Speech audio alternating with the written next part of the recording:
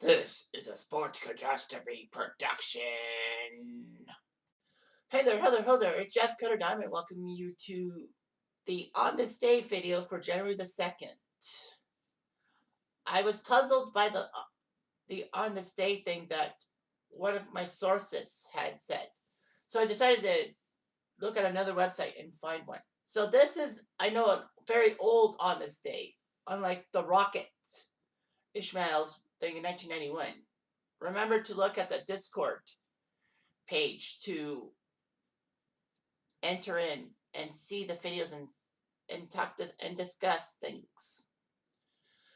So anyway, the Montreal Wanderers were one of the first four NHL franchises in NHL history. In 1917, they, alongside the Toronto Arenas, the Montreal Canadiens, and the Ottawa Senators, played hockey in the first season of the National Hockey League, which separated from the National Hockey Association due to the meddling of one Eddie Livingstone. Kid you not, look it up. So anyway, the Montreal Wanderers were a very good team. They were even Stanley Cup champions in 1907. That was when the Stanley Cup was a challenge cup. In the Challenge Cup days, that basically the winners got to be challenged by other teams to play and all that. The Challenge Cup format was weird that a lot of cities could challenge for the cup from Canada and the United States. One such exploit was in 1905 when Dawson City in the Yukon decided to challenge the Ottawa Silver Seven to come up to Dawson City and play hockey. Or was it the other way around? I think Dawson City came down to Ottawa. Whatever the case was, the Ottawa Silver Seven were just too dominant, and Dawson lost one game 23-2, with Frank McGee scoring 14 goals for the Senators, or Silver Seven if you want to call them that. And he had one eye. So yeah, needless to say, that challenge sucked.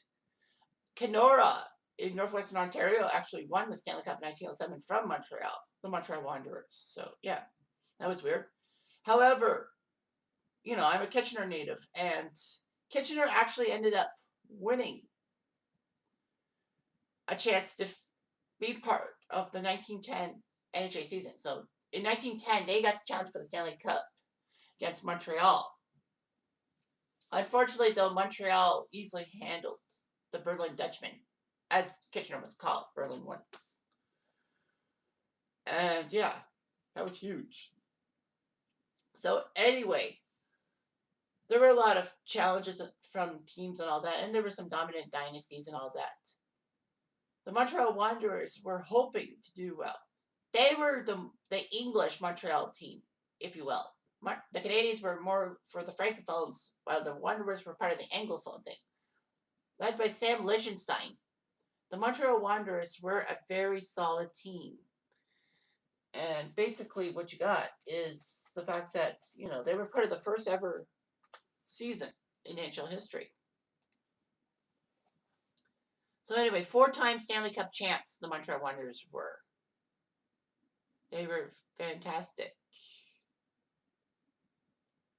So yeah, they won in 1906 against Ottawa in a 2-game total goals series. The Wanderers did their job. Montreal defended the cup in the first challenge against the New Glasgow Cubs, that being from New Glasgow from Nova Scotia. They were league champions and faced Kenora, but Kenora took the cup to Northern Ontario. But the Wanderers would challenge Kenora 2 months later in Winnipeg and beat them for the cup. So anyway, Montreal fought off challenges from the Ottawa Victorias, the Winnipeg Maple Leafs, and the Toronto Professional Hockey Club. And then they actually ended up defending the cup against the Edmonton Eskimos, not the football team, the hockey team. The Wanderers actually lost the Stanley Cup they held for 2 years because they lost the league to Ottawa. So anyway, that's huge. The Montreal Wanderers won the NHA championship, which meant the Stanley Cup, and then that was the team that took down the Berlin Dutchmen. I thought it was the Canadiens, sorry. Montreal just sucked after that and couldn't try for the Stanley Cup. So the Montreal Wanderers in 1917-18 did the first ever Stanley Cup, did the first ever NHL season, as I said. So basically, they looked good. They were ready to fight everyone. Unfortunately, though, things would appear to be broken. As this is the On the State video, January 2nd, 1918. The reason why it's here is because of one thing. Their home arena, the Montreal Arena, burned down on January 2nd, 1918. They only played 4 games. 1 win, 3 losses. Pathetic, don't you think? They were trying to get player help from other teams because Bragg Clayhorn and Odie Clayhorn basically left the Wanderers team. They wanted player help. They actually ended up getting Hap Holmes, who was the Stanley Cup winning goalie for Seattle in the Pacific Coast League in 1917. And wanted to turn things around. Unfortunately, they couldn't do it. They wanted reinforcements, especially with the arena and all that.